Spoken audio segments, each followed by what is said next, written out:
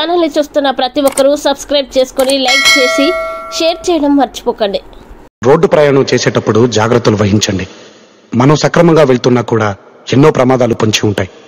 మీ మీదే ఆశలు, మీ మీదే ప్రాణాలు పెట్టుకున్న చాలా మంది మీ ఇంట్లో మీకోసం ఎదురు చూస్తూ ఉంటారు.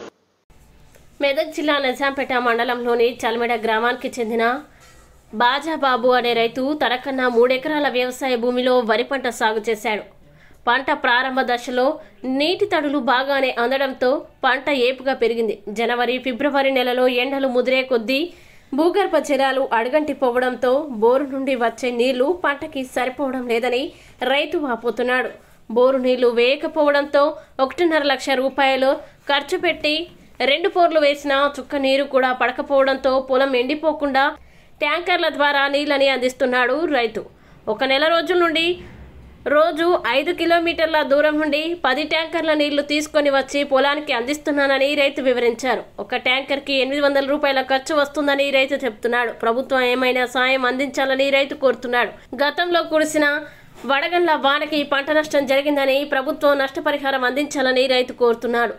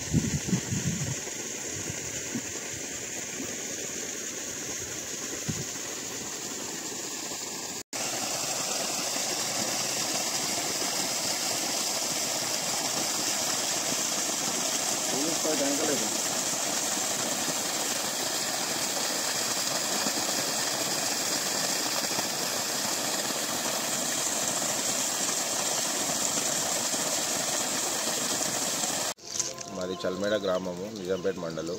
మేము 3 ఎకరాల పొలం నాటేయడం జరిగింది. భూగర్భ జిల్లాలో అడుగంటడం వలన మొత్తం అడే వచ్చేటువంటి బోరు పోయకుండా అయిపోయింది. దానివల్ల ఒక 2 బోర్లు వేయడం జరిగింది.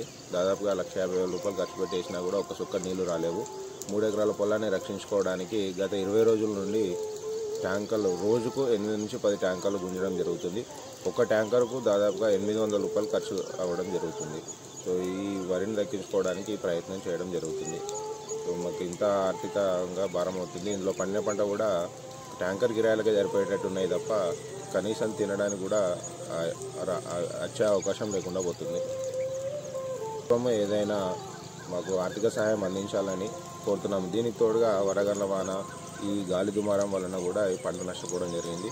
సో వీటి వలన మాకు ప్రభుత్వం ఆదుకోవాలని చెప్పేసి కోరుతున్నాము. మన ఛానల్ ని చూస్తున్న ప్రతి ఒక్కరూ సబ్స్క్రైబ్ చేసుకొని లైక్ చేసి షేర్ చేయడం మర్చిపోకండి.